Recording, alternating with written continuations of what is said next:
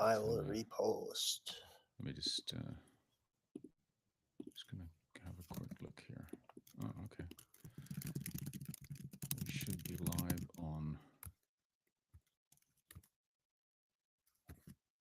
Just yeah, it's live on Low Carb Logic as well. Just gonna open this one, and because last time when we were talking here, there were some comments, but the comments were in Low Carb Logic and not on my account, so I missed some of the comments while we were live. So now I'm for those of you, for anyone listening, I'm on the.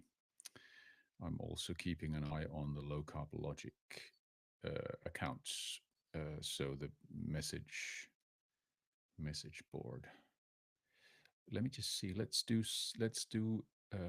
post a. Let me post a link.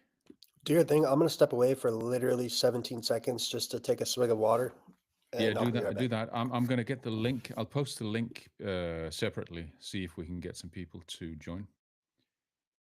Where is it? Invite. Here we go. Share copy link and go here. Post. Yeah, Goody's going to be back in a few seconds, and then we're going to start our ranting, and talking. Anyway,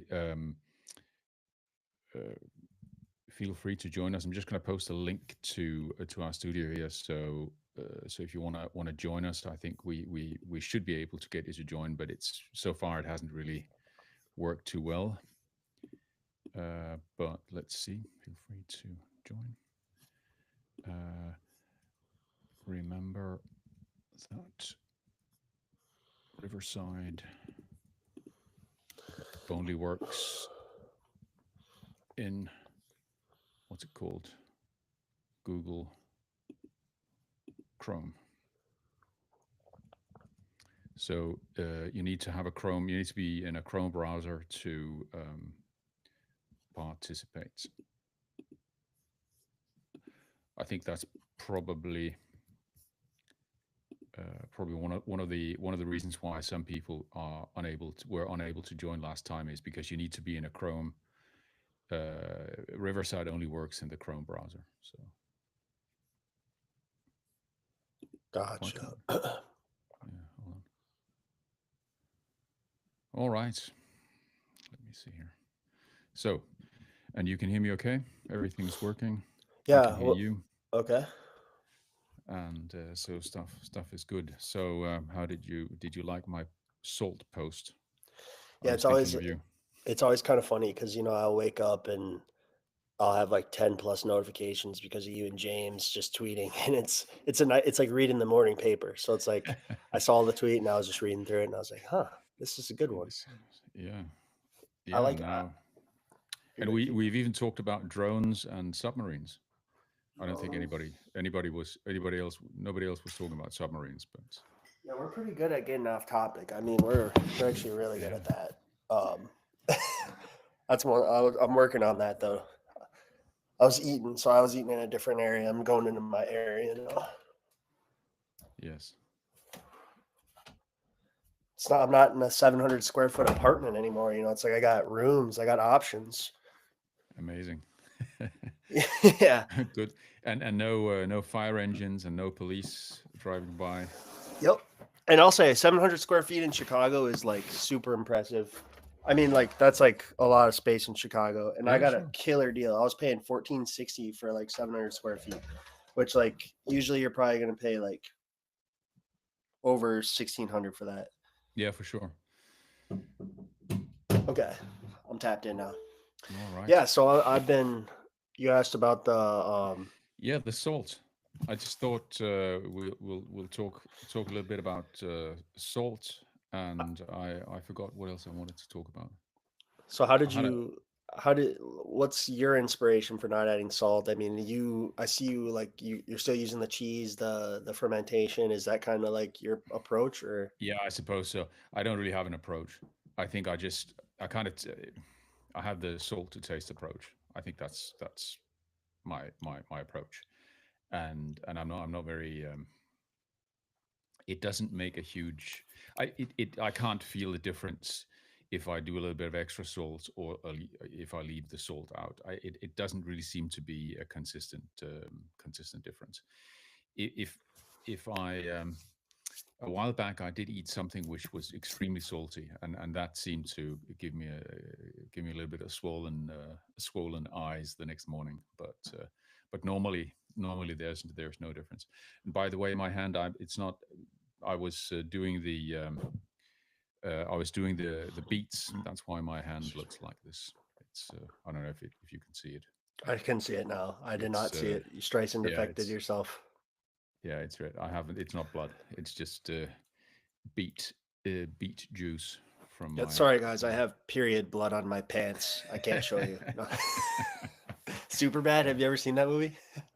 No, It's no, this but I can. American grunge movie where like these two losers, I don't even know what it's about to be honest now that I think about it.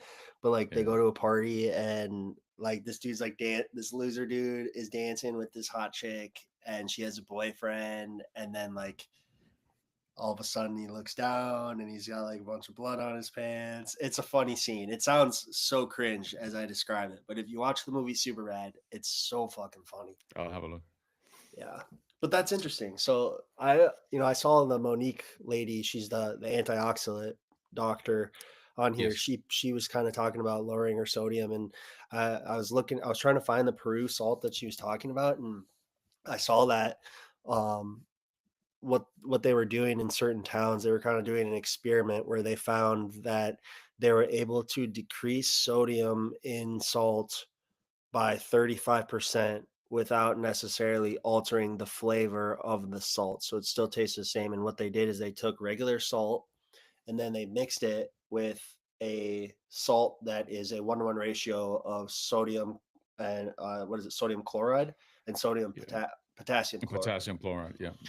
So yeah, so they mixed regular salt with that and reduced the sodium by 35% per serving to sort of say. And I guess they've seen like really good results without altering flavors. Yeah. I think I had some potassium chloride in powder form. It looks like salt, and it pretty much tastes like sodium chloride. It I can't. It's like salty anyway. So Interesting.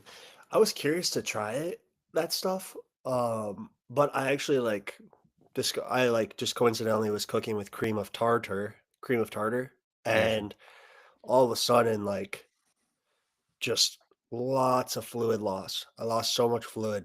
And I Hmm. was like looking into cream of tartar. Well, it's a very, very concentrated form of potassium. So, one Right. tablespoon of cream of tartar has like 400 milligrams. So, I'm putting like eight plus. So it's like I'm just overdriving it with potassium. Yeah. And then all of a sudden my body just. So I think the thing about salts is like it's not even just sodium chloride, it's the balance. So you got to watch out for potassium chloride too. Yeah, you have to be careful with potassium. I mean, they use potassium to when you have open heart surgery, they use potassium to stop your heart while you have. Well, I think it was potassium anyway, but anyway, it can if you get too much potassium, it stops your heart. I But didn't know that. I think we're talking about huge amounts, not You, probably not the amounts that we. lethal doses are kind of an interesting thing, and I just out of curiosity was looking into that one day, and like the lethal dose of salt is like, dude, I can't even remember. It was like if you have like 6 grams or something in like one setting, like if you just like it's not very high. Whereas Hmm, like interesting. the lethal dose of sugar is like your body weight times 1,000 or something, or like you have to eat a lot of sugar to overdose on it. Yeah, yeah. I think yeah, lethal dose of sugar is probably very high. But It's then like a lethal dose of water. Uh, so you don't really keep track of your sodium. You just for a meal you were like, let's go low sodium for this or y- lower it. yeah, I just I normally when I dry brine my steaks, So which means I put salt. I put salt on the meat the day before or whenever it is when I cut the meat in pieces and put it in the fridge. So there is some salt there, and so I don't add. It actually tastes quite salty to me, even if I don't put a lot of salt on them. So I suppose I don't know if my probably the taste changes somewhat, and then everything maybe tastes more salty. I don't know. I don't know. Yeah. I think the ferments. Some of them taste a little bit salty as well. I use it's a 2% when you do lacto fermentation. You use a 2% salt solution. So you have the total weight of whatever it is you're fermenting, plus if you use water for the brine. So you weigh everything, and then 2% of total weight of whatever is in the vessel Hmm. is salt. It kind of makes sense that the dry what do you call it again? Sorry, Dry brining of dry meat. brine. Yeah, got Yeah, it. dry The brine. the dry brine makes sense that it like tastes salty for you because when you dry brine, right? Don't you kind of dehydrate some of the Yeah, water absolutely. Yeah, sure, sure. so it And concentrates the nutrients? yeah, it does. And you do lose, of course, if you have it, when you put it in the fridge, and it's not covered, of course. So you have yeah, evaporation or dehydration of some level. It's not a huge amount, but yeah, it concentrates everything. Yeah. I read that like because I've done both of them. I've done a wet brine with fish as well, where like I Yeah. took some really salty water, put a salmon fillet in there overnight in the fridge, and like it was like too salty.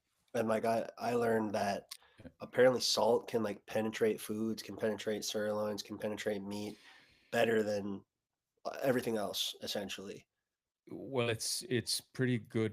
I mean, the reason you salt it is it's actually you tenderize it somewhat by applying salt. Yes. You can use baking soda as well, and I've tried baking typically in China and many other Southeast Asian countries. They use baking soda as part of tenderizing the meat that they cook, and it works very well, very effective to take tough pieces of meat and make them more tender or even very tender. Cut them in thin slices and use baking soda, etc. But Yeah. but the texture, I don't really like the texture that much when you use baking soda to tenderize your meat. It does something to the texture, which is it gets kind of, I wouldn't say gooey, but it's not the meaty texture that I like. So When you use baking soda? yeah, when you use baking soda, so there's a price to pay. If you use baking soda, you're not gonna be able to, you're not obviously not maintaining the same texture of the meat as you Yes. otherwise would. Some people are really big on baking soda and especially as a leavening agent with cooking and like baking, but Sure. Yeah, of it course. it's interesting because like I'm just looking at it now and I don't really know what an IUPAC ID is, but basically like baking soda is sodium bicarbonate. It's labeled Yes. as sodium hydrogen carbonate, and then table salt is labeled as sodium chloride. So they're both sodium. They're just different forms of sodium, it seems. Uh, yes, I think one of the things that I've noticed, there's been a bit of. I think some people like to. Um, they like to. They're very focused on the acidity of their body and everything. So they they Yeah. they take baking soda, but I'm not convinced that that's a good idea, because if you consume baking soda, uh, what happens to your stomach pH? Your stomach pH goes up. Your stomach pH is supposed to be very acidic, and then if you consume baking soda, is no longer as acidic, which means that you don't digest the foods that you eat. You don't digest them as well or as you are supposed to. Baking I soda would does this? well, if you apply a base um, to an acidic solution, the pH goes up. Oh, interesting. Just to clarify that, so I didn't realize this, but baking soda is a base, like you say, Hmm. literally basic, Hmm. Hmm. whereas salt is neutral. Yeah, but your stomach acid isn't neutral, Correct. and So, and salts. I think salts come from acids. So if you uh, so I think if you have I don't know. It's a long time since I had chemistry. it says salt water found in the ocean has a pH of 8.1, which is much more alkaline than the pH of the human body. Yes, So, but the salt itself is neutral, right? I don't know. I don't know. We're This in is why I don't territory. consume salt. Yeah, I don't have the facts, but when you have uh, you normally make salts out of acids. So, like when you So fire burn, like if you're dissolving seawater over a pan over a fire, let's see here. would that be using acids? I know this is like Give me a chemistry, second. that's why I ask. Not a trick question. I genuinely don't know.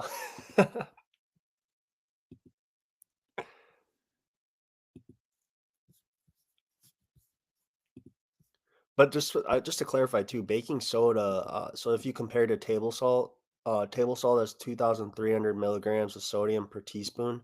Baking soda has 1,259 milligrams of sodium per teaspoon. So if you're looking for maybe less sodium, this kind of supports it. Yes.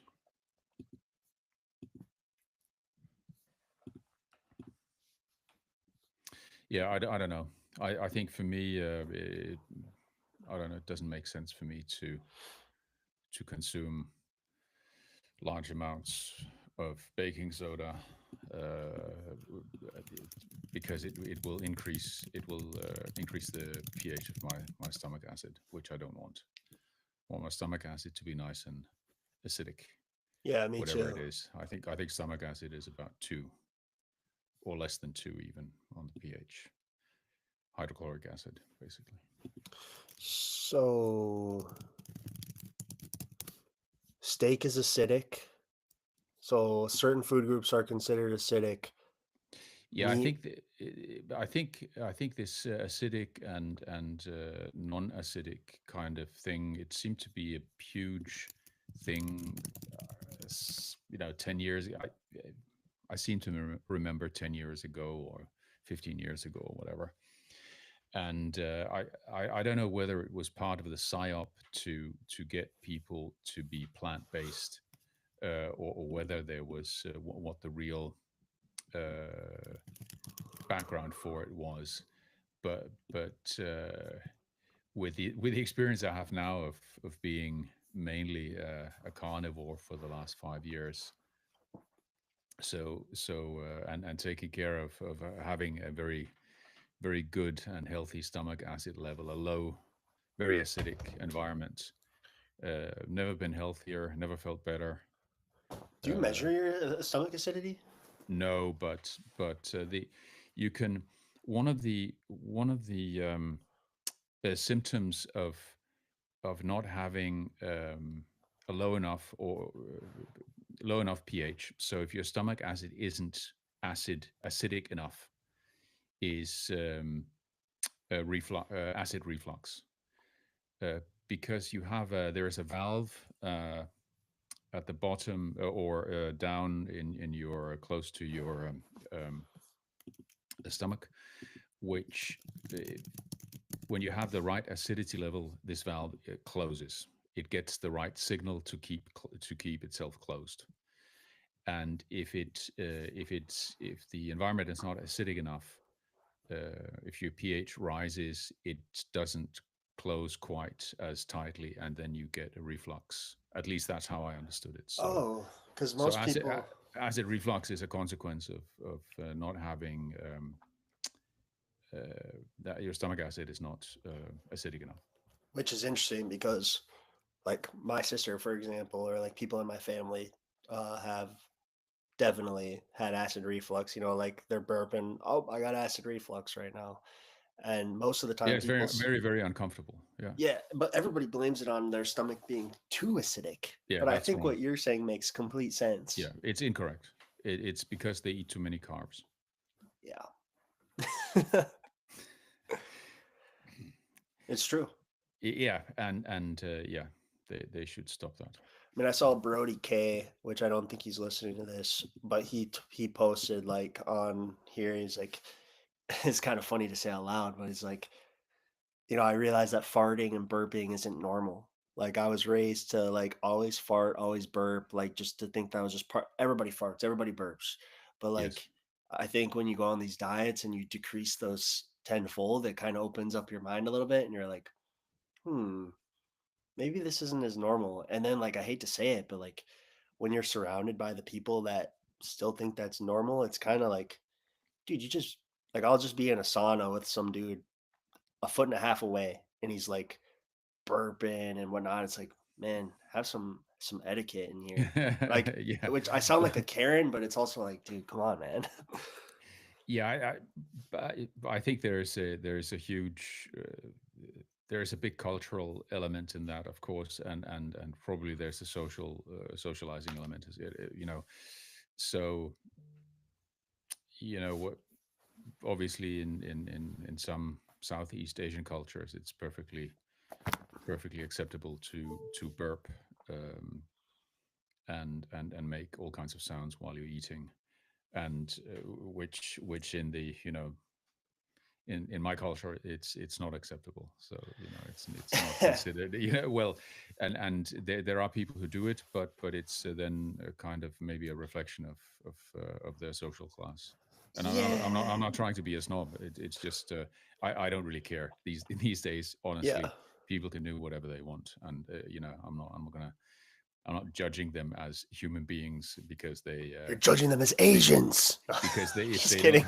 if they don't have so-called table manners. I mean, what? Who am I to judge anyone? Yeah. I have zero. Uh, you know, what do you call it? Uh, not clout, but yeah, it's not for me to judge other people. Let's Me put it either. I don't judge either, but I'll say I have that mental illness where when someone I call it a mental illness, it's not a mental illness, but when someone is like chewing with their mouth open, I'm just like, but it has to be like in like really quiet. Like if it's like really quiet and like distinctive, I'm just like, dude, I can't even like even myself. Like if I'm like watching TV with someone and I'm like the only person eating and I can hear myself chewing, I'm like, dude, I gotta go eat somewhere else. Like I just this is so making me uncomfortable.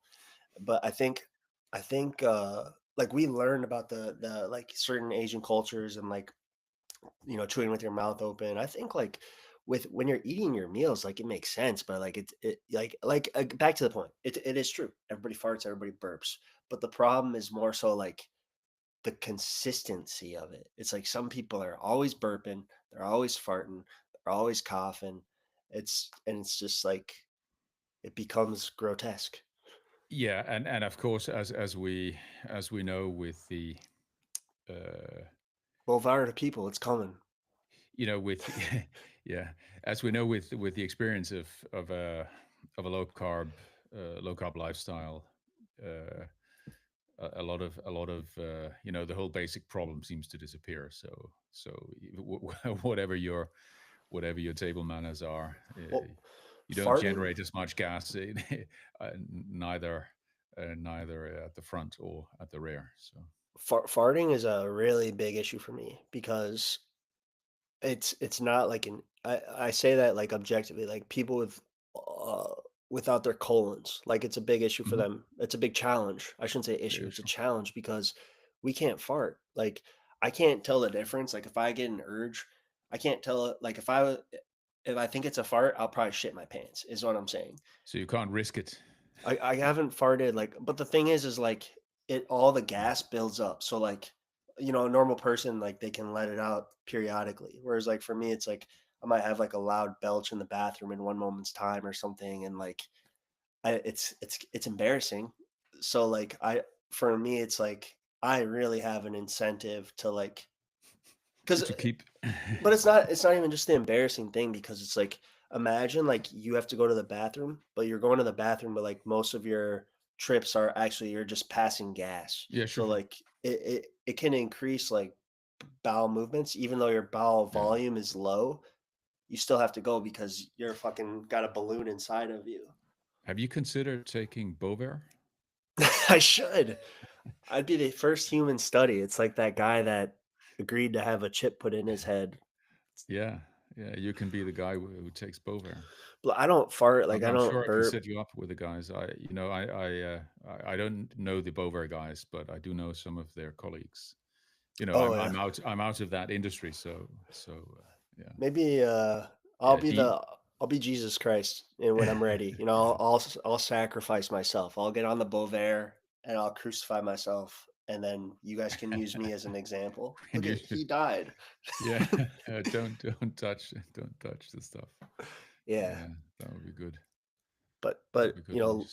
just to shed a positive light on myself, I'm not some dude that's, like, farting all the time and doing that. I'm just saying, like, as someone that can't decipher a fart from a shit, like, it is something that you really like, for me, like, I don't wanna fart at all, which is a very big challenge, but something to shoot for. Well, how often do Yes. you fart? Like, maybe TMI, but, like, do you fart once a day? Yeah, something like that. I heard my It's girlfriend I dated my girlfriend for 5 years, I think I heard her fart once. yeah. I didn't. I thought women didn't fart. My mom drinks I'm Diet joking. Coke and I'm farts a joking. lot, but her farts have no smell to them. Yeah. Sorry, I'm telling you guys too much about myself. No, don't worry. Yeah. Anyway, with the farting, I think for in a practical sense, the farting is zero. It's related to having a bowel movement only. Yeah, well, And then if I have and definitely if I do when I've done some of these blood glucose experiments, so when I've had some oats and whatever, uh, there is some gas, not a lot, because probably the microbiome isn't there to do what it otherwise would do, but there is it changes pretty quickly. yeah, um for me, like, with low carb, the food that really gets me is, like, if I have bacon, that makes me really gassy. For some Interesting. reason, wild rice, I don't know why, seems to help a lot. Yeah, I'm Um, wondering maybe some bacon. There's at least it seems to me that based on the discussions that I've read, that a lot of the bacon that you have in the U.S. seems to have sugar in it. yeah, but I mean, Maybe that does something. it's easy to get sugar free, but the problem is like people judge bacon based on how thick it is, and like you can easily go Right. by like I mean, I've seen what's his face? I can't think of his name. He lives in Texas. He's pretty cool. I think he's like my age. But he used to post like the thick bacon things, and like you can just cut it yourself. It doesn't change the bacon. It's still factory farmed, likely owned Sure. by China or something. And like Yeah, if the it's other problem is Smithfield, it's yeah. yeah, it all has celery root. It all has like even if it's a natural additive, like very rarely are you gonna find bacon that's just pork and salt. Yeah. Well, if it's just pork, it's basically pork belly. That's the That was a realization I had. It was like yeah. people say, "Can I eat bacon? Can I eat bacon?" It's like, well, you could technically just eat pork belly, but Yeah. bacon is acceptable. I mean, I think too, because like me, I'm a stickler about like what's carnivore, what's not, and like as me without a colon, when I was having a severe IBD and I was having a really bad flare up, I lost 45 pounds in a month. I would Yeah. eat food and I would run to the bathroom 5 minutes later, 30 seconds later. Yes. Bacon though, I could eat bacon in copious amounts, and Yes. like so at the end of the day, like I think a lot of it does get digested in the small intestine. It is protein at the end of the day. It's protein and salt, so it makes sense. Yes, and I suppose bacon is I guess it's a cured smoked product usually. Yep, smoked. So Get the hickory so smoke. But in yeah, America, I don't know if they do mm, this in where you're at, but in America, they'll use smoke flavoring. yeah, I'm guessing I'm guessing they do that here as well. You know, it's not. They're probably probably depends if you go to the butchers and you maybe you can get some maybe some of their own bacon and stuff like that. But if you get industrial bacon, they're definitely going to do it the way which is gives them the best profit margin, and Absolutely. that might not be actually smoking it, but adding some smoke tasting additive. Yeah, I mean, it's almost like at the end of the day, you wanna just try to find, like, something local, which, like, we're not all accustomed to being able to do, and like, I was even watching, like, this video of this guy, he was, like, doing a freelance reporting at, like, a protest for Dunkin' Donuts because Dunkin' Donuts is, doing a lot of AI stuff, kiosks, Right. self-ordering, whatever, Hmm. but it's Yeah. kinda interesting because if you look at, like, who's doing this self-automation, who's doing this AI, it's not really, like, local companies. A lot of the times it's like a big corporation like a McDonald's, a Cub Foods, Whole Foods. It's not really like a mom and dad pop shop that's really offering like this AI type stuff. And so I think there's like a crossroads where it's like AI is clearly more efficient than humans, but also like the human touch is important. So it's like I really value these local mom and pop shops, but it's also weird to see like regular people get screwed over via corporations. I don't know. It's such a weird thing. Yeah, It's kind of random too. yeah, I suppose I think there is sometimes one of the kind of discussions which I don't really I don't fully understand here with some of our friends here on X. Sorry for those of you who are not on X and watching this, but some of our friends on X seem to be very concerned about food supply for all 8 billion people, and that the things that we are allowed to have an opinion about, it needs to be um, somehow coordinated, and it needs to be in line with what can we do to feed 8 billion, every single one of all of the 8 billion people in the world.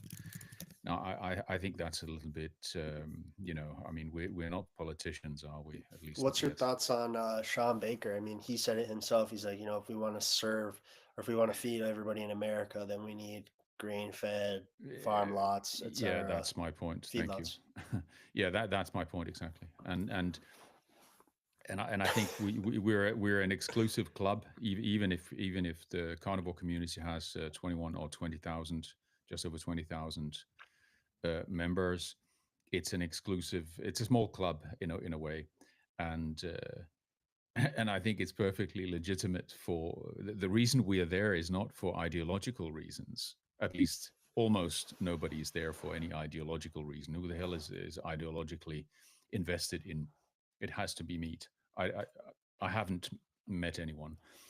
The reason we do this is because we've had either had bad experiences not doing it, and we've turned around our health, and we everybody's looking for optimizing their health and well-being. That's the primary reason to do that.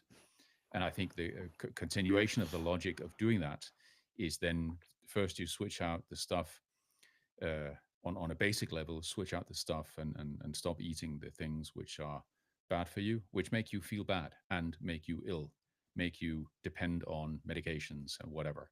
So you stop that. And then as you get deeper into the thing, you start thinking, okay, maybe we can optimize a little bit more. Maybe it's not such a good idea to buy mass produced meat off of feedlots. Maybe we can find a better supplier with higher quality. Maybe we can find a local supplier, etc.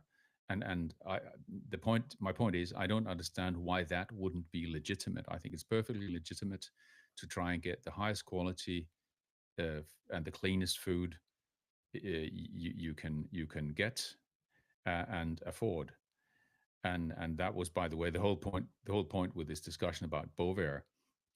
and whatever other things might be put in the food production chain in terms of added chemicals and other stuff, is that uh, let's maybe we can start by animating the producers to stop adding things which are not needed, and to stop adding things which make the food unhealthy or unhealthier, or increase some kind of risk, uh, unknown risks, or maybe even known risks. Yeah. Yeah, I think a lot of this stuff can just be simplified with like this concept of like for profit, and like, not to get too political, but it's weird because I've been agnostic for most of my life. I grew up Catholic. I had like the strict Catholic experience where most people are like, this is retarded, and they become agnostic. No offense. And like this whole nutrition stuff has like brought me strangely closer to God. Like I think it's just like the red pilling. Like you start to get that mind body connection and feeling better about yourself, and like becoming like more spiritual, more of a believer in like faith and stuff. Like I don't think God really intended this whole for profit concept. And like I think a lot of issues could just be solved if you just took away the profit aspect and just had people doing everything from like kindness of their heart. But I guess I'm just dreaming. Yes, yes, I think you are. But how do I'm not. it begs the question though? It's like, how do we, is it something where we're gonna like just have small wins, or like how do we actually fix I think this? I think I think a system of having a market economy. That's what we call it here. Capitalism. Yeah. We call it a market economy. Oh yeah, yeah. You need to, if it's the most effective way of getting things done in a good way. So market economy, you need capitalism. You need people. Companies need to be able to make profit. Otherwise, it's not going to work. But you need you need to combine that with the right kind of regulation. So having a completely unregulated, zero involved government in anything is I don't think going to work. So What about you need to have transparency, you need to have freedom of speech, you need to have freedom of involvement, you need to have, yeah, complete transparency about decisions, and um, especially government decision making, what about like including regulation. do you believe in like what's your thoughts on like big government versus small government? Because like I have that the Mystic Warriors of the Plains that I kind of read it in like increments, and they have a chapter on chiefdom systems that I really want to read. And like when I look at them, like obviously like they're like, it's like what you said the other day, like dreaming of the pioneer days and whatever, but like it's kind of similar concepts to what you say. Like they had trade, they had resources, everybody ate the highest quality food. Everybody walks around and buys in wolf quote fur coats. Like they live, it's technically like living lavishly.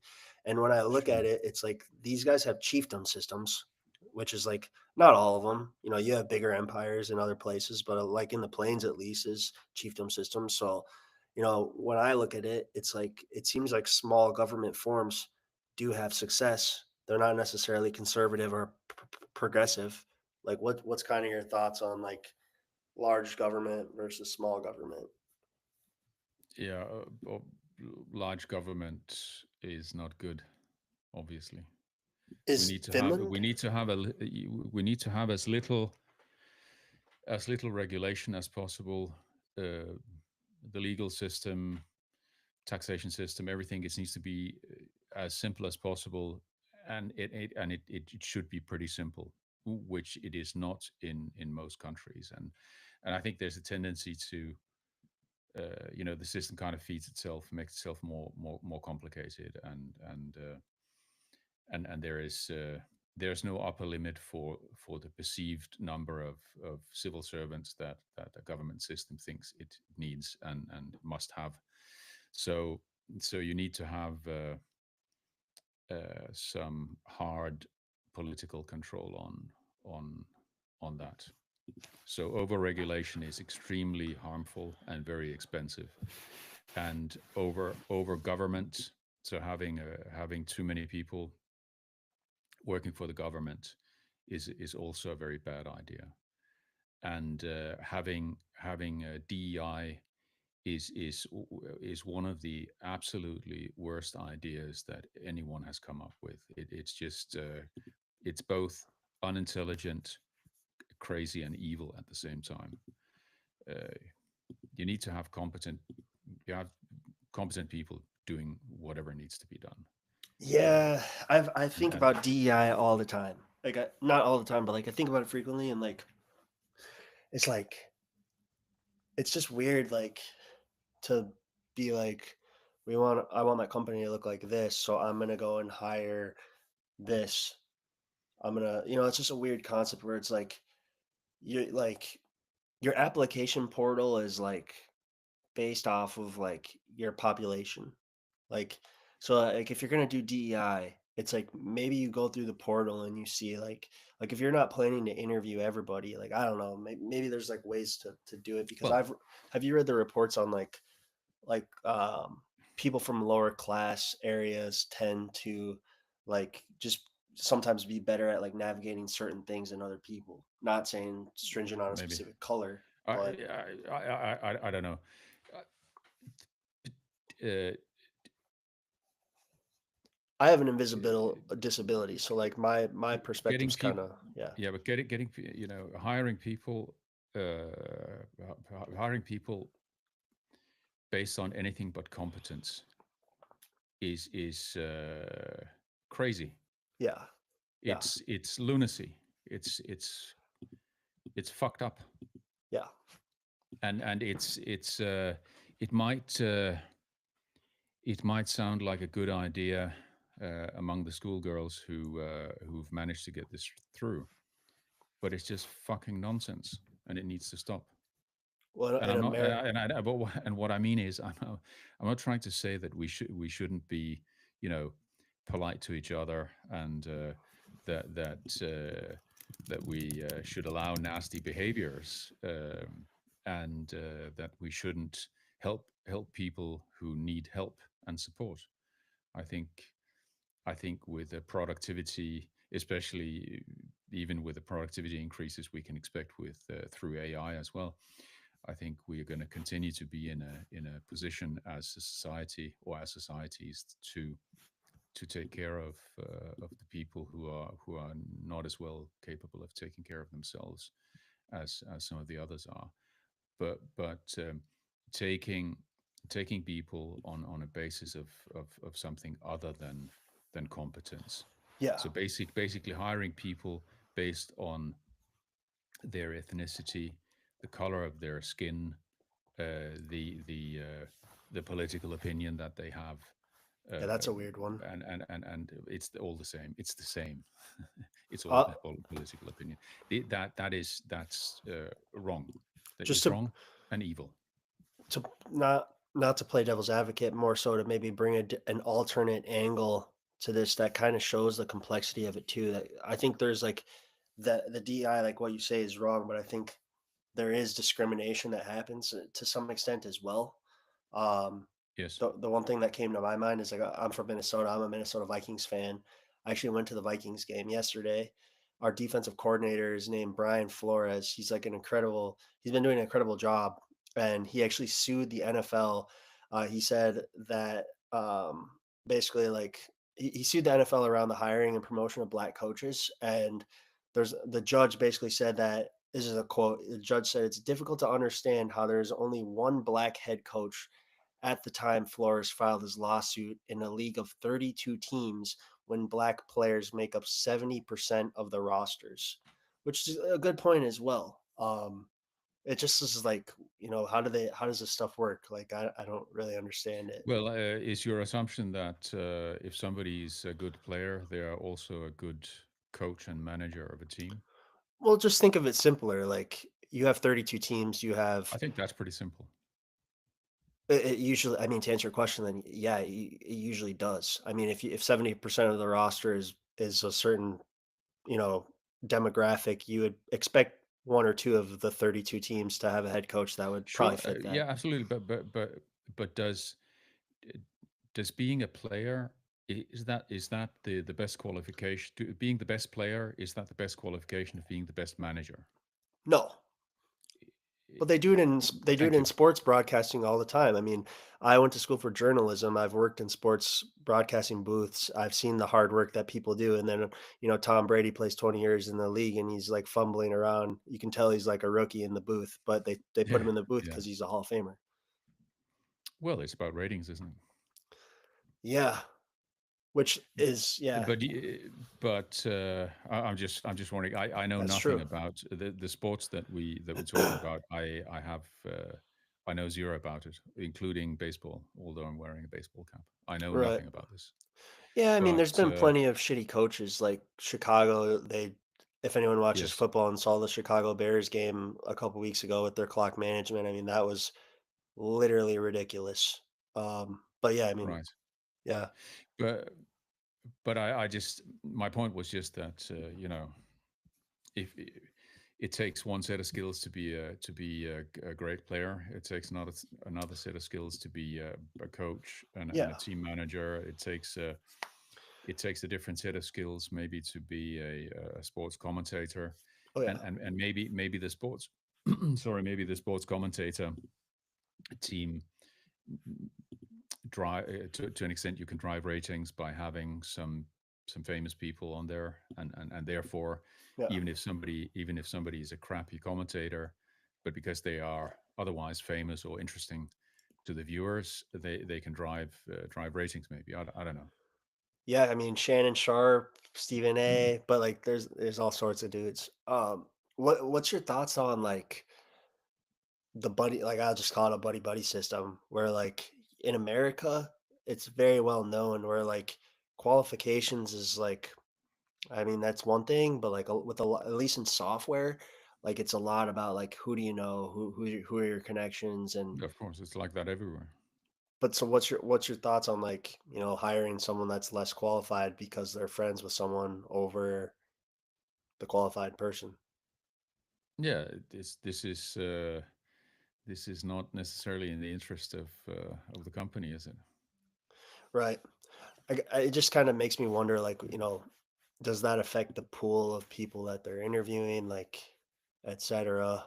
Yeah, probably. It's kind of the inverse of DEI, isn't it? It Yeah. it's the same phenomenon, but just in a different direction, Yeah. and it sucks equally. Yeah, I mean, I went like I've said this before. My high school town caucus for Bernie Sanders in the Democratic primary. Like I was in an echo chamber, all that stuff, and like eventually, like for myself, like I'm like, dude, I have an invisible disability. Like I didn't grow up rich. Like I look how I look, but like that makes me like privileged over everybody else. Like you don't even have a clue that I don't have a colon because you can't tell. But since I'm a white dude, like people just assume that I'm like Richie Rich over here, and so yeah, I mean, like I'm with you. Like it's some of the DEI stuff is annoying, and to be completely honest with you, like a lot of my frustrations and communications are more so with women than people of color. Um, it's like a lot like. I originally applied for a lot of marketing jobs, and I honestly just concluded that marketing is a job for females. It's like, yeah, Yes, yeah, I probably a very female heavy. and that shit works in sales because if you're Yeah, a hot chick on LinkedIn, like those, I know so many attractive girls that are in sales that literally like, okay, like as a dude, I got a cold call. I got to rip emails. These chicks they post hot pictures of themselves on LinkedIn. They have hot profile pictures and then they hit their quota. They hit like 150% of their quota just messaging people on LinkedIn. Whereas like guys like me, like I don't interesting. even get responses. I just get ignored. So it's kind of Yeah, like yeah, yeah. DEI is retarded, which is ironic to say, but also it's like Yes, it it kind of gets exposed too, where like you can hire yes. attractive female and literally she's crushing it in sales because she's attractive. Yeah, I suppose it depends a little bit what In sales development, I what's should being say. sold, but yeah, I'm sure that works, Yeah, and yeah, uh, and and and that's I don't really see. I don't really see a problem with that. If Yeah, that's what works, then okay, fine. I would, as somebody running a company, if that's what I thought worked best, then I would try to hire those kinds of people. for Of sure. course, we have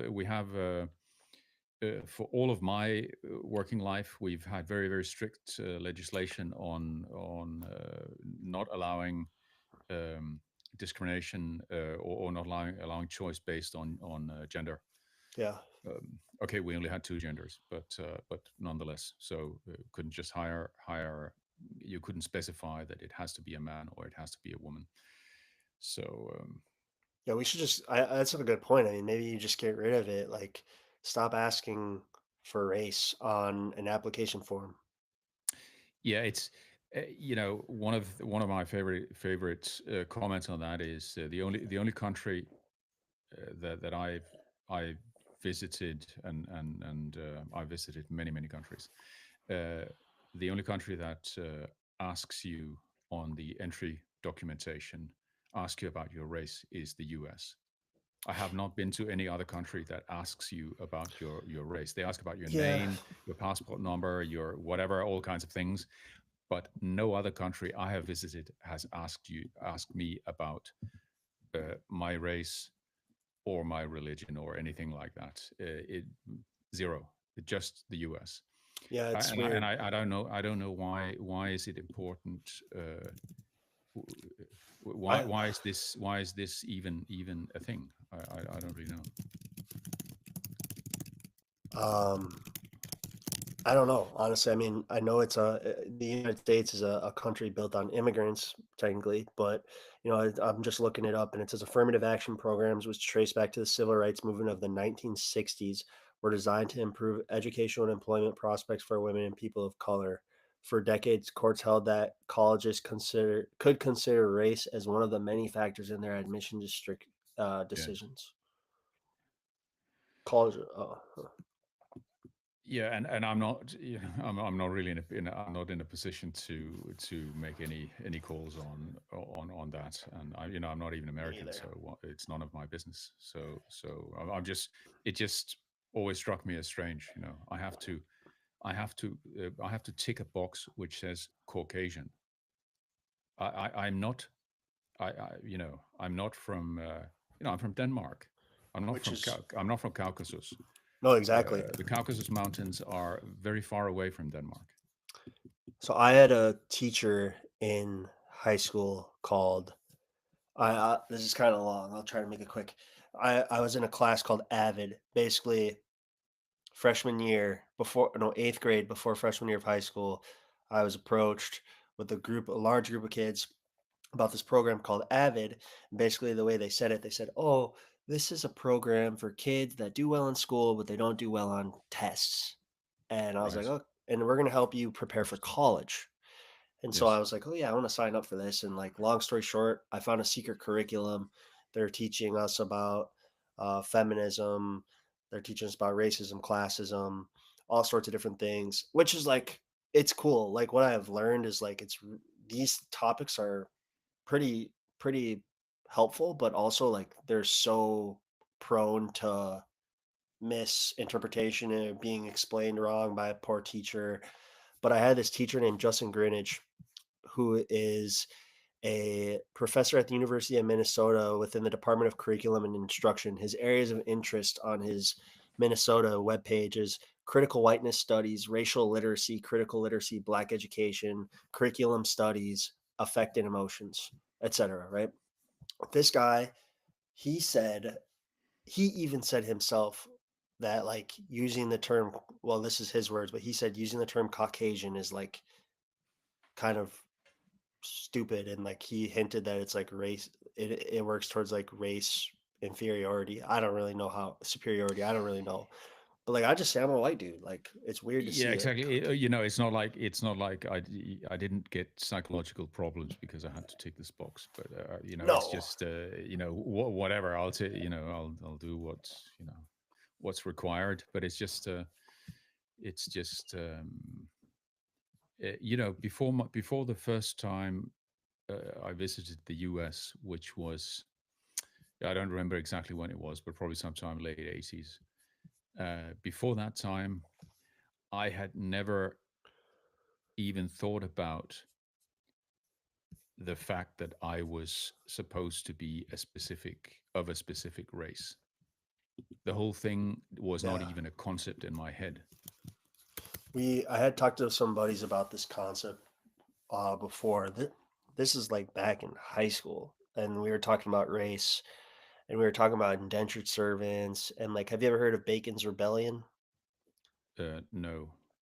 Basically, there was like a rebellion in the early 1600s in the early colonies of the United States, where Yes. there was a rebellion where you basically had your indentured servants, your black slaves, and I think this is how it went down. Your indentured servants, your white indentured servants, your black slaves, and then your rich landowners. And basically, the white indentured servants worked with the black slaves to form a huge revolt against the landowners. And supposedly, they created race as a way to keep people separated so shit like that would never happen again. Right. I don't know if that's true. This was like way back in high school that we talked about this, but like just me and my friends, not in Hmm. school. But yeah, I mean, the topic of race is interesting. Like if you talk to someone from Africa, they can't grasp the concept of African Americans Uh, if they've never yes, been here. I gather that's the case. Yeah, for many at least. Yeah, like I got a buddy on Twitter that I messaged. He lives in Kenya, and like he's even said stuff about African Americans where I'm just like, what the fuck? But I suppose uh, it's obviously an identity that people identify with in a certain part of the population in the US identify with this type of identity, and I don't think the fact that it has the words African and American in the identity. I don't think Most people you just say know. black. Yeah, I don't think that doesn't. I don't think that means it. Everybody knows what it means. So Yeah, it's not like people are confused or think that they just came from Africa.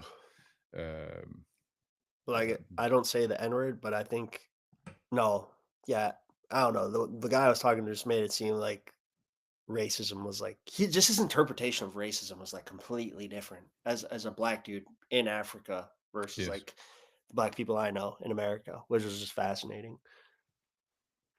But Yeah, yeah, a very interesting topic for sure. yeah, it is. And I think the topic will, the more people eat, the less they eat carbohydrates, and the more meat they eat, the less emotional they're going to be about this topic. So Yeah. Well, one more thing on the topic. Have you ever heard of redlining? Like, are you familiar with redlining? it sounds vaguely familiar, but I couldn't tell you what it is. Well, if Go you're on. European and you don't know what redlining is, it probably would add a lot of clarity about African Americans because basically, after slavery and stuff, and African Americans were allowed to live in like white areas, and like you still had your segregation, and some of these Yes. cities would have these red line laws, like Minnesota, Right. Minneapolis is a red line laws way back in the Right. day. So basically, like they put all the black, they say black people can't live in our town, so then all the black people have Okay. to live in certain areas, but Right. then this leads to systemic problems over time where like that black area, since it was neglected because of redlining, now is a ghetto. It's a low income area. And like, I mean, I don't know if that explains why certain areas like Southside Chicago and whatnot, but it seems like things like redlining still have effects into today. Another thing about Minnesota Yes. is like Yeah, I can imagine. Yeah. lot of people of color in Minneapolis where I come from, and like I've lived in Kansas City, I've lived in Chicago. It's really weird because I went to a really liberal school, like I said, Bernie Sanders thing, but it's like the black people hang out with the black people, the Asian people hang out with the Asian people, the white jocks hang out with the white jocks. Whereas like when I was in Kansas City, Mm. my baseball team, we had like four black dudes on the team, and like all of us were hanging out together. And political correctness was less, but like actually hanging out with different people and shit was Yes. more. So it's almost Yes. like political correctness, like it's just doesn't do you good, I don't think. to a certain Obviously not. extent. No, but that's come on. You know, we know this. We know this. We know this. Yeah. It's again, it's the head girls have got together and they've decided that you know, in this decade we can't use these and those words, and then they change them. If we find out what they said, they'll change it to something different. You know, this is the same bullshit. Hmm. And you know, anyway. With what you're saying though too, like about if we get people on like low carb, if we get people on better diets, I agree. But also like if we just can improve the economical areas of some of these things, it's like for me, like when I'm most upset is like what you say if I'm eating like shit, but more so like if I'm like broke, if I'm like really poor and have no money, like that's when Yeah, I of really course. start going fucking crazy. Well, obviously that's just a horrible situation. But like in college, it's like you got It's your student no, loans. no, no. I have $70 in my account in college, which is like it doesn't matter because I have student housing and whatever. But even then, Mm, it's like I know I have enough to get by, but it's like just knowing how low my bank account is, like adds stress to me. And like you just know there's so many people out in the world that are living paycheck to paycheck. Maybe they don't have like the best family situation or something, or like hmm. circumstances are just hard. And Yes. like I just question like if you fix the economical thing and people are eating like super shitty, like are they just gonna be upset with themselves? Like are they gonna project less? I don't Mm. know. But Good question. Yeah, it's I don't have answers. I don't have answers for that. yeah. I think I'm moving to Europe. uh, yeah, yeah, It's funny because it's different. I think what's about Europe versus the US from let's say my kind of point of view. If you're interested in developing businesses, if you're interested in doing business and developing businesses, starting up new things, trying out markets and these kind of things, I think I think there's nothing like the US. true. And it's an interesting um, it's an interesting um, and extremely big attitude and approach difference in the US to these things that compared to Europe and many other countries in the world. And I think in that sense, that's one of the reasons why the U.S. has been doing so well economically for for such a long time, because of a different structure, thinking structure, a different attitude, and an approach to these things, and it gives you get a chance faster, but also the decision to not throw good money after bad is taken much faster than it is at least in Europe. Yeah. So and It's yeah, it feels like a place where you have much more opportunity if you are very active, if you have ideas, and if you have energy, and if you're somebody who's putting it back into whatever it is you're doing, it seems like a you get you get better returns for your efforts than in many other in maybe all other places. yeah, I mean you can be anything you want here. Um really you really can. But I think it's maybe the other side of the coin is that if you are, you know, if you're not if you're not a hustler, if you're not somebody who is trying to whatever reinvent yourself in the world all the time, maybe it's not such a nice place to be, because you're kind of expected maybe to do that, and maybe that's one of the issues. I don't know. there's a ton of opportunity here. In a lot of places the cost of living is catching up to a lot of people.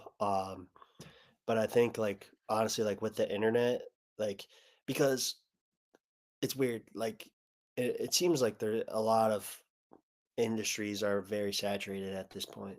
But at the same time, like digital is huge. If you go to the burbs, like there's a lot of opportunity. So yeah, I think you're right, man. You just got to do it. I've never actually taken action to like start a company, but a lot of the people that just do it seem to have good results, even if it's some random ass thing. Yeah, exactly. It's just even when you're not a U.S. business, but still doing business in the U.S., it's the difference is just remarkable. It's ex- extremely straightforward compared to most other, or maybe all other countries, and it's kind of a, I would say the attitude feels like the people want to, everybody's is looking to see if they can do a better job, or get a better solution, Yes. and so they like to talk to you if you have a good solution. They want to listen to your story, they want to try out your product and or your service or whatever. They're very open to that. Whereas over here, it's not very open. It's not very open at all. And Mm. I think you're talking about the bro network. Over here, you definitely need it 10 times more than you do in the US. Yeah, it's Cold calling is just very, very, very, very difficult over here. I'm trying to understand Europeans. Honestly, like I worked for one European company, and Yeah. it was the one my previous one that laid me off, and like it was, I don't know, like it was a company based out of Sweden. Our CEO is from Denmark, but I was just trying to get a vibe for it. It was just like these people are like nice to your face, and then they'll like Yes, stab your back, they whereas are like polite. Americans will just say "fuck you" to your face. Yes, they'll say fuck you, and then we move on to the thing that we need to get done. So the fuck you was just about that, and it wasn't, it didn't undermine your complete life, Yeah, and I think that's very different. Mm. When I was in Spain for a trip, like Yeah. Europeans were like they were giving me a lot of shit. Like I was hanging out with a few people, I made a few friends, and like they were giving me Americans are so stupid. You're all fat. You're all Oh, interesting. stupid. And I've actually like talked to a lot of Europeans though, where I'm like, like women too, where I'm like, wow, you would finesse the shit out of a lot of my friends. Like they're just Yes. like I just think Americans are Sure. more straightforward, whereas like you got Yes, to read between the that's my lines with point. certain. Yeah, that exactly. Yeah, there is less reading between the lines, and that's one of the things that I personally I like that. It makes everything much less complicated. You it's know where you stand, Yup. and then you can get on with things. Not a lot of not a lot of or much less wasted time and energy, which is very good. The other thing about being stupid and those kind of things, I think it's I don't really know what basis people have for saying that. You can have all kinds of opinions, of course, and I think typically one of the one of the reasons, my guess would be behind such a statement, uh, other than the person being an idiot. It was at a club. I was Yeah, yeah, joking. but I think the communication, the way of communicating is different, and uh, and of course, self congratulatory people will then interpret it as your communication style is more stupid than mine, especially if it's more straightforward, and you're using less fancy words to actually say the same thing. You know, and I think Language is interpretive. there is in some cultures, in some countries, in some social groups, in some professional groups, their weight is placed on the way you speak, and the complexity of your sentences or whatever, and some think that that's an indication of something, and maybe it is, maybe it isn't. My point is that I don't think you can judge That the was intelligence of a whole country based on on the fact that they're more efficient in their communications as Well, being lower than yours. So, they would say to me, they would say, "You Americans are so fat and stupid," and they would be like, "You're cool though. You're cool." And then I'm like, "Okay, yeah, yeah." But like right.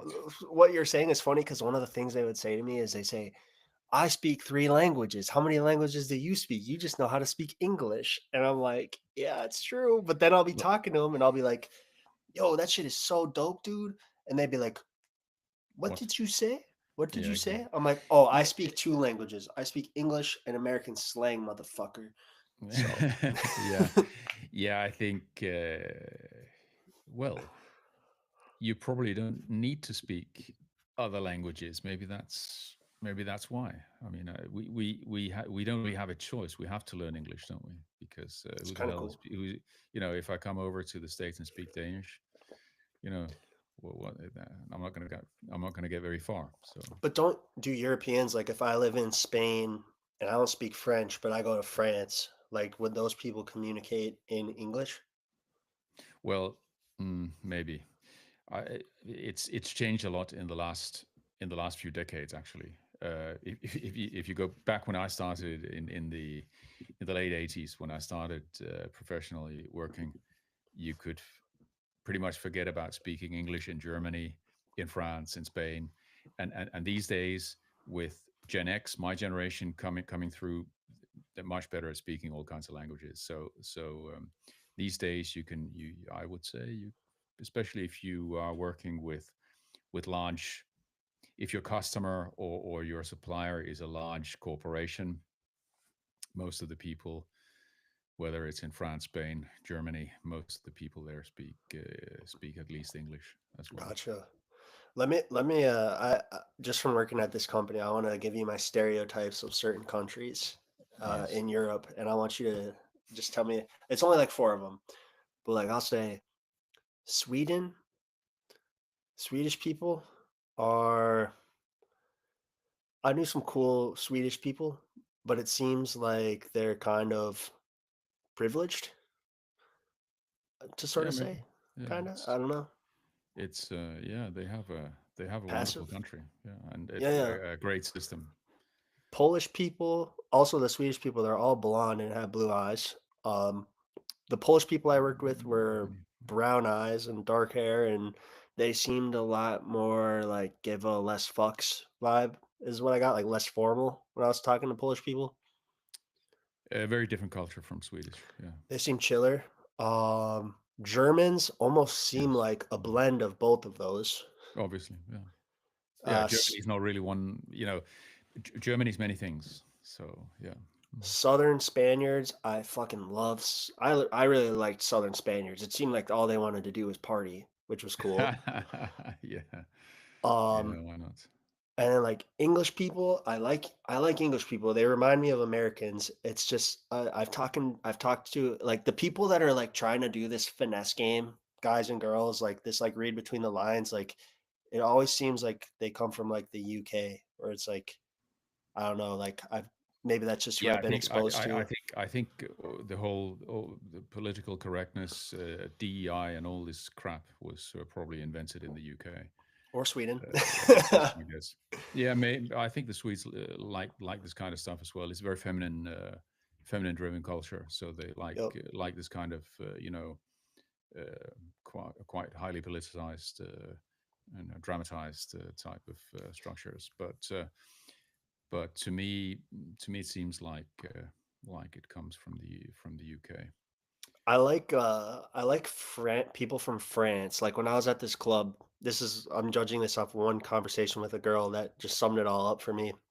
I went up to like some girl and just small talking, and it's like, "Oh, where are you from?" Like upbeat and whatever, and she's like, "France.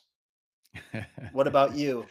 Is like carrying on a conversation with this like super straight face. I'm like, is that's like the French people, like they don't seem interested, but like I think that's just like who they are. Like they're just like straight shooters, and like I have a Yeah, bad resting bitch face, so it's they have a specific communication culture, and which, by the way, is not it's not the same. I would say probably not the same. Depending, it's probably different in different parts of France as well. So yeah. And then so yeah. lastly, You got your Finlands, your Switzerlands, and your Norways. You motherfuckers are like, yeah, we're low key the shit, but nobody talk about us. Yeah, it's better. Yeah, No one find out about us. That's the vibe I get it's at the best. least. Yeah, yeah, it's best to be fly under the radar, so to speak. Yeah. Do you have a similar, just curious, do you have a similar stereotypes for like regions in the United States, Canada, or like is that not a thing? No, I think a lot of people in Europe, when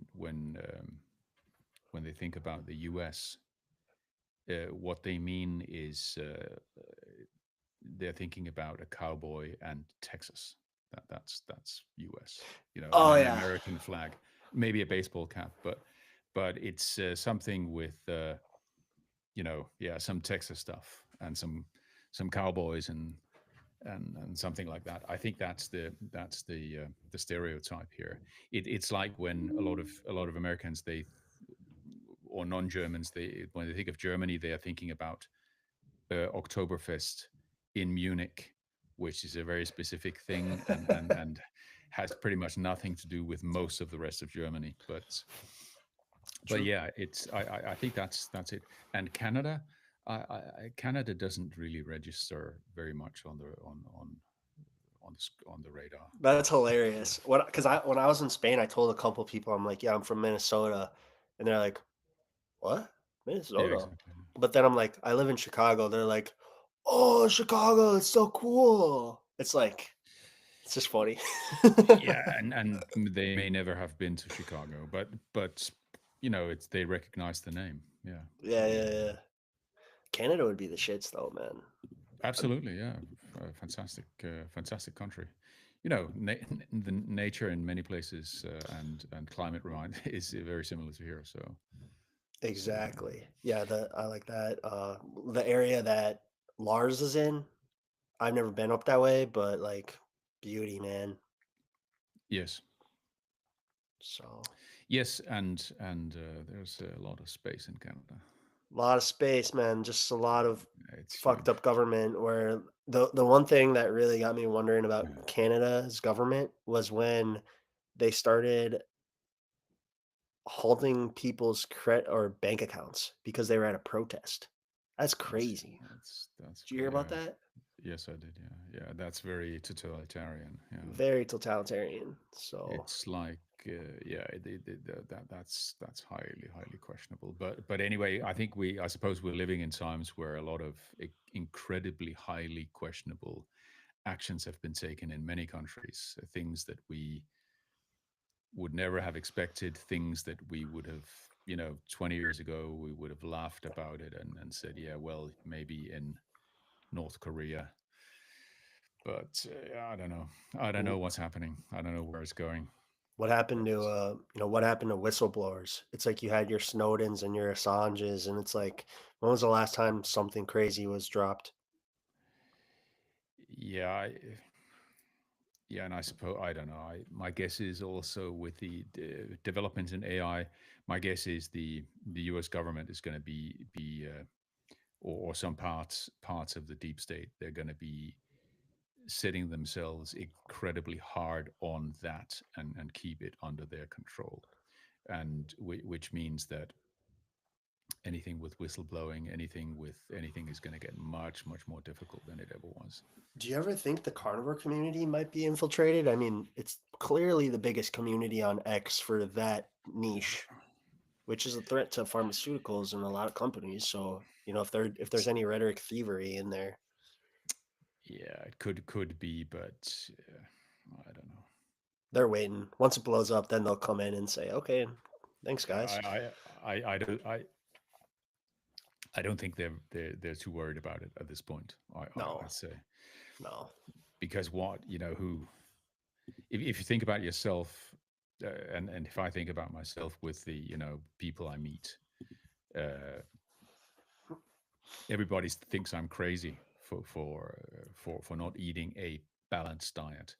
Yeah. And by a balanced diet, they first of all the one up here that they are willing to kind of defend as the ultimate truth is the dietary guidelines, which is basically a vegan diet. It's as good as a vegan diet without with an alibi to not having to call it that by including an egg in the photograph. But yeah, so they want us on a vegan diet, and that's not extreme. I mean, give me a fucking break. Anyway, You should but watch the movie Snowpiercer was what really put that in perspective for me. Is yeah, it's stupid Chris Pratt movie on Netflix, but all the poor people just eat like made up fake food, and then all the rich people eat like crab legs and steak, and well, they're already it's raising prices on meat. it's not far off from what's going on now, is it? No, I mean, I've been telling my parents, I'm like, dude, there's a war on meat, and I say like, typically in America, you got your Whole Foods, your Cub Foods, Jewel Oscos of the world, and you go to like places like Walmart for cheaper meats, stuff like that, right? Yeah, Well, or cheaper anything, cheaper cereal, Pop Tarts, which is true. But what I've been telling them is like, you guys, I go to Walmart and it's the same price as Whole Foods. Like, yeah, and as far as I know, the poor people shop at Walmart. And it's like not every shopper at Walmart's poor, but like if you're poor, like you're probably shopping at like Walmart. And meat is exactly the same price. Like what does that tell you? yeah, yes. Yeah, that's interesting. I noticed somebody said in some post that blah blah blah. Anyway, they were going to Walmart buying some meat or whatever, and they say, "Yeah, I don't normally shop at Walmart." And then I thought, why is it necessary to say that? But I guess is that because That's exactly why. you're not supposed to shop at Walmart if you know. No, it's Uh, this whole stigma of like um it's like don't get your meat from this store, don't get this from this right. store, where it's like Yeah. Walmart, it's people just have such a connection with money where it's like you can't go to a meat section and look at the meats and know which meat to get. They have to look at the Right. prices and, oh, this is really cheap, this is expensive, this is from Walmart, it must not be good. They don't know how to actually look at things. Right. But it's a pretty generally accepted heuristic that you go to Walmarts or Aldi's to get cheaper stuff. And my Yes. only point is that this is true for 80% of the things in the store, but the meat doesn't seem to be true. At least red meat. Yeah. Yeah. And if they're That's, by the way, gentrifying, one of the things which is very fascinating to many people, seems to be very fascinating to many people in Europe, is that yeah, you can go to Walmart and buy a gun. You can buy a hunting rifle at yeah, Walmart. That's yeah, very fascinating for it's a little Europeans. weird. You walk in there. Uh, You can do it at Cabela's too. yeah, yeah. I mean, obviously, and of course, you can go to a gun store, etc. I mean, in in most of Europe, I think most people wouldn't even know if they wanted to try to acquire a firearm, where to even look. Fire I the think, whole that shit's a sham. Like if you want to go do a mass shooting or something, like you could go rent an F-250 and drive that shit into a school. You can run over a bunch of people. You can buy from chemicals. There's so many ways to do it. Like to just be like I hate to say it, but like I'm pretty laissez-faire. Like I don't really care that there's guns in Walmart, but yeah, no, no, neither do I. But it's just it was just an interesting difference. The other thing with this with the gun control, etc. I think I mean the whole discussion in the U.S. It's interesting that the discussion always comes back, probably because there's there are political points to be gained by talking about it. But does anyone really think that you can successfully regulate anything with the amount of firearms that people have? no. Well, this it's so funny. When I was in Spain, there was this girl I was talking to, and like it was all just like totally like asinine to her. Like I was telling her like how my uncle hunts and he hunts with a rifle, and she's like, "What? He has a rifle? Like, how much does he pay for that?" I'm like, "How much do you think he pays for it?" And she was like, $60,000. I was like, "No, no." And I'm like pulling up pictures of like grizzly bears Wow. and mooses. I'm Mm. like, do you know what this is? She's like, what? No, I've never seen that in my life. I'm like, dude, you gotta come to America. Like, what the fuck? Like, You get shell shocked. We'll get you shooting some guns.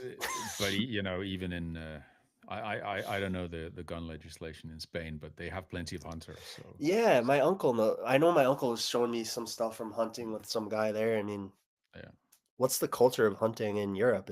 It's pretty strong, isn't it? yeah, I suppose so. It's definitely very strong up here in Finland and Sweden, Norway probably as well, and yeah, yeah, a lot of hunters.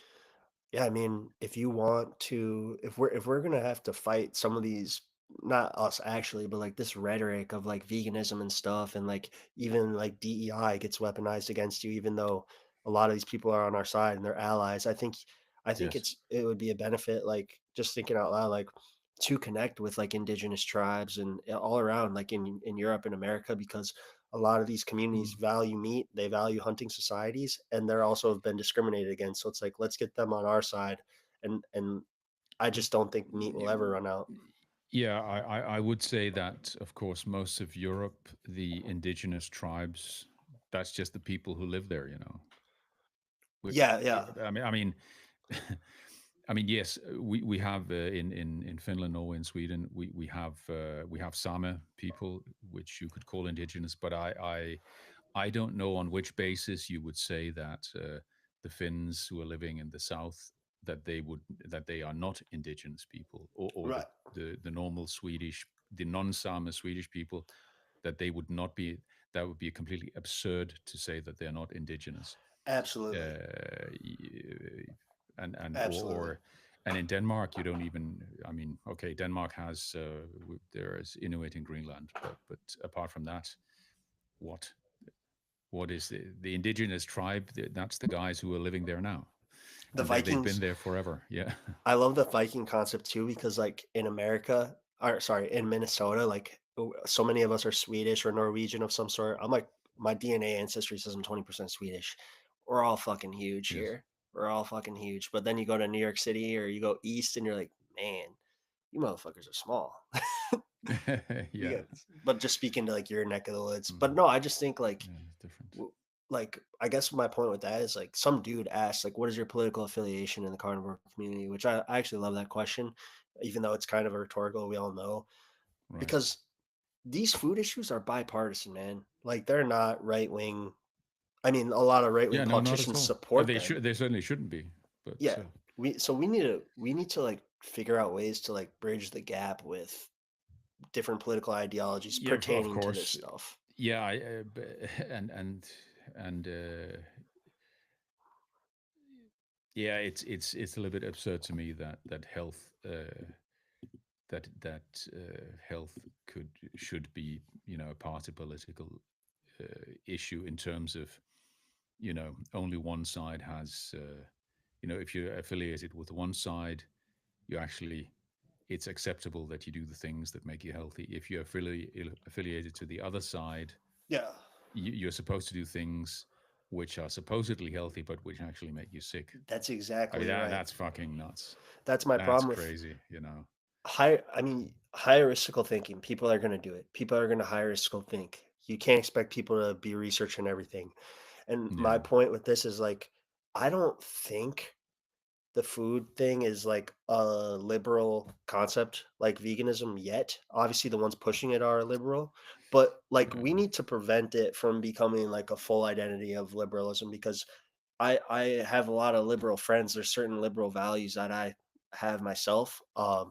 And like I think it's super important that we get these people on that in that group or party to be on our side, because a lot of them are just blindly, my party doesn't think this, so I don't think this. They don't, as they're eating fucking McDonald's 20-piece McNuggets. Exactly. So But I we think got to get them. one of the problems is that with these dietary guidelines is that the government has taken a vegan stance in the U.S. Exactly. and also in Finland and many other European countries, Austria. I think Sean Baker was mentioning the Austrian ones. It's exactly the same as here and the U.S. Yeah. And uh, that's a bit problematic in my opinion. And I think there are plenty of people who uh, okay, of course, mostly boomers, but the boomers just they seem to be a group internationally who just have, I don't know what's wrong with these people, but they seem to blindly follow what the government says. I mean, what the hell? Yeah, You know, you're allowed to think for yourself and ask and you know and question things. I hate to say it, but I'm not Maybe, judging. There's a lot of tough boomers out there. There really is a lot of tough boomers out there. But like, what's that? Rogan said it. He didn't make this quote up, but it's like, hard times create strong men, weak times create weak men. And it's like, if you're born in 1950, 1960, that's your parents are from the greatest generation. You're living in the golden era of American capitalism. Like, sure, you can say how hard things are, but like economically, things are a lot more sound than they are today. It seems like, yeah, for um, sure. and like I think they just grew up in a time where they were, I'll say, black pilled, which is like the wrong pill. We're red pilled. Yeah, maybe. They get black pilled. Yeah, and I'm also I'm wondering when you know what is the point when a person, it's probably different for different persons, but what is the point when a person decides that I no longer need to keep learning. I know everything, and I accept that certain things, and they are only this way, and True. I'm no longer open for considering other options. I'm maybe it's a personality issue as well. I kind of like, obviously, I like considering other options. Well, let's Otherwise, we say wouldn't be like here. So it's a weird concept, right? Because like let's say you're born in 1960, right? And then by yes, 2000, we'll just say 2000, the internet really takes off. You're 40 years old. So it's taking yeah, 40 years to accumulate this much information. And then all of a sudden your kid comes and he learns everything you learned in 40 years in 5 or 10. You know what I'm saying? Like, yeah, and you have it at your fingertips. So what you need to learn is not necessarily even learn the stuff, but it's just a completely different world, isn't it? yeah, and I It think part of it's probably the shock of like, dude, before the internet, it took me my whole life to like figure this shit out. Like, things take time, and like now we yeah, can like learn what people took years and generations to learn in a couple days, which is kind of it's a cool but strange concept. yes, So, indeed it is. yeah. Hold on, I'm just trying to. We are really in a time of interesting things. It's like you kind of look back on history and you see about like, oh, I wonder what it would have been like to live during the civil rights era. I wonder what it would have been like to live during the Great Depression. Like these moments in time, like we're kind of in a moment in time. Like 100, 200 years from now, they're going to be talking about the dawn of the internet. How it affected society rapidly, how we adjusted. There's a lot of things happening right now that we probably don't even that we can Yeah, for grasp sure. but can't Interesting, comprehend. interesting times for sure. I don't know if you saw the clip. Probably you did see the clip with Mark Andreessen, where he talked about his he'd been invited together with some other people to some meeting in Washington to talk about AI and the fact that AI. They were told not to invest in AI startups because AI was going to be given to a few large corporations, and they were going to be controlled by the government. And um, and that their argument was when the question came up, how the hell are you going to do that? Because the math around AI is out, and the answer to that was that, yeah, well, during the Cold War, they had managed to, um, uh, you know, prohibit or close down large parts of the field of physics so that it couldn't be developed, understood, or utilized. Yeah, So um, there's clues. that was pretty interesting. There's So clues. I have not seen that clip, but have you heard? so I mean, Reddit. Have you ever heard of Aaron Schwartz? mm, nope. Maybe I He's like have, but he's doesn't ring a he's bell. one of the co-founders of Reddit, who at age 26 committed suicide by hanging, Right. and it's just one of those things you look into, and it's like this concept of AI, social media platforms, regulation, who's controlling these. Reddit has really changed since its inception a lot. Right. And it just kind of makes you look back on some of the things like, Aaron Schwartz suicide and, what is happening beneath the surface that would make a guy do something like that. And I think he was raided by the CIA and shit. I could be wrong, but like the bottom line is that whoever wants to control these types of things is meddling in ways that we can't see. Yeah, of course. And now that we have actually seen how they with the Twitter files, Yep. now that we've seen how some specific government agencies have approached it with a very very hands-on management approach to Yes. censorship and control.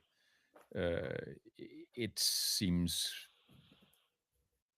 pretty clear that's definitely going on, not just with social media platforms, but with everything. Yep.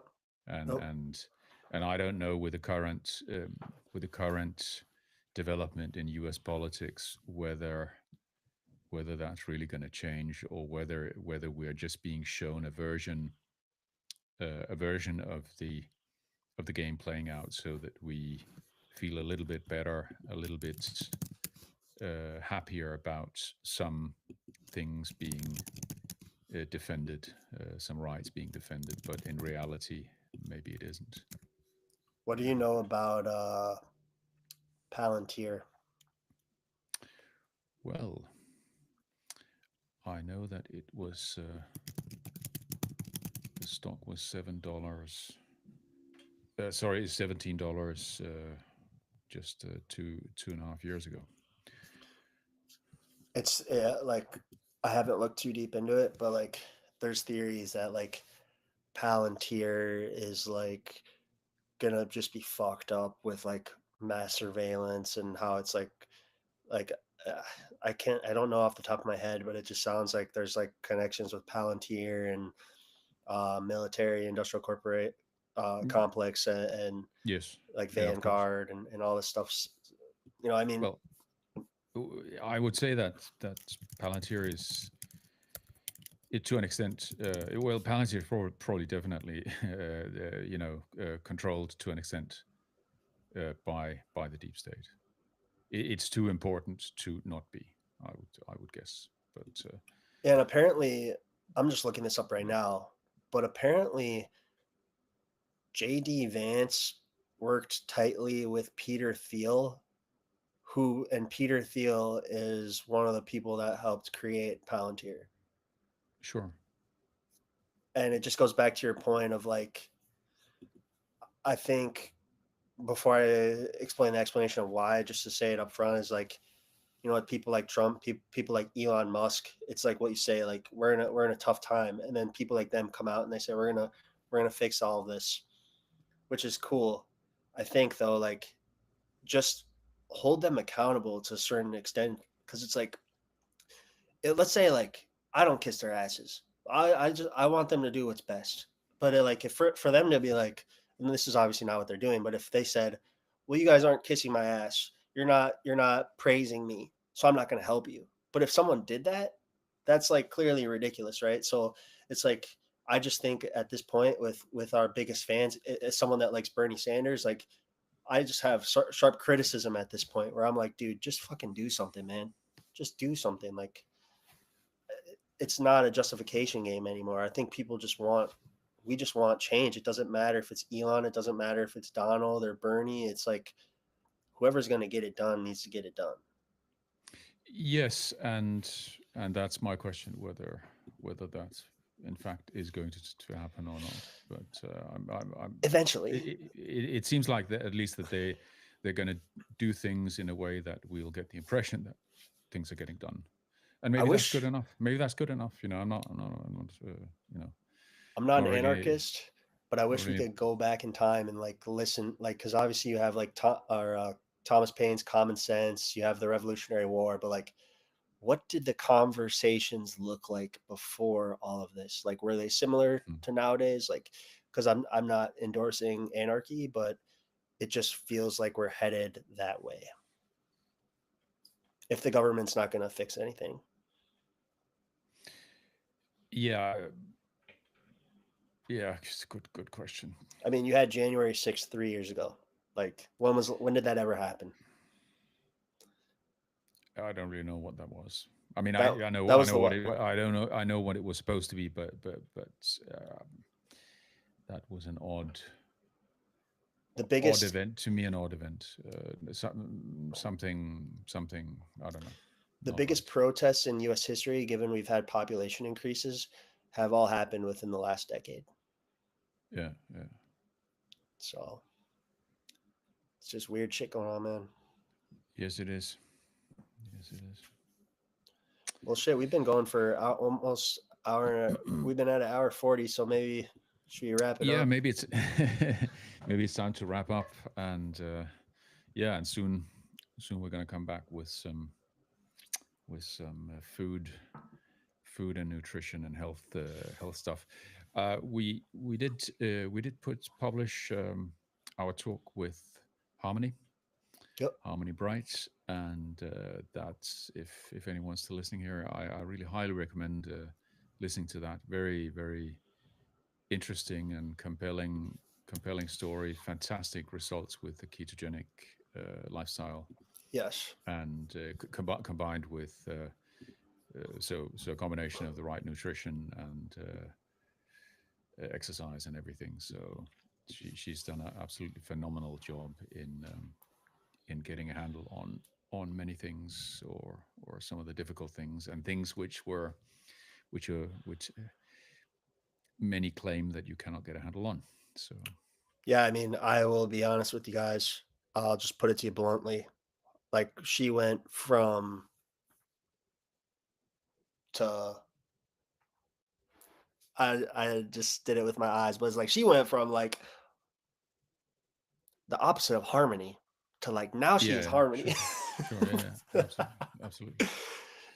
But yeah, I think the last thing I'll say is like next time we do this, like it'd be cool. Like maybe we could just let's just do a run through. Like let's talk about what you're eating, what your diet is, how you feel. Let's talk Yes. about my diet, how I feel. If we can get James on do the same, and then anybody that's listening, maybe we can put a post out. But I would love to get like a roundtable discussion, hour and a half, just like this, or let's just all talk about what we're eating and how we're feeling. Yeah, I think maybe we just do a space next. Yeah, let's do a Maybe space. we can do it later in the week. We just do it this week. We should But announce maybe Sunday. Like if we put an announcement out, we could say, "Hey, we're gonna host a yeah, just space this weekend," or and I don't know if Sunday might be good, but maybe we could do it sooner than Sunday, sooner. Yeah, and do it like a morning thing again, which could be, or my problem with the evening things is that's in the middle of the night.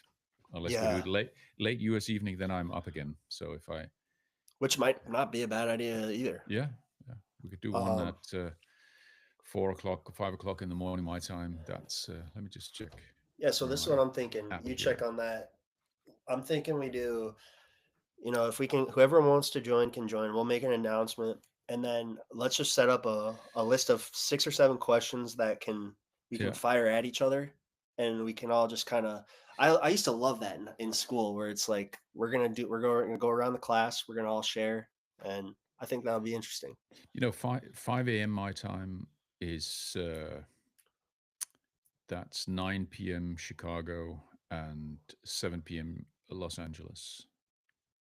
Yeah, that's perfect, honestly. So maybe we could do one an early morning for me, which is a not even late evening, Yeah, that late evening for you. It's 10 absolutely, 10 p.m. New York. absolutely. We could try. Let's do it. So what do we do? We say Thursday, so So we'll Friday say, morning for me, or yep. So we'll Thursday say evening. Thursday evening for me, Friday morning for you, and then yeah, I'll come up with 6 or 7 very basic questions just so we can all like talk about our diets, how we're feeling. And Yeah, then from there, maybe that opens up a discussion.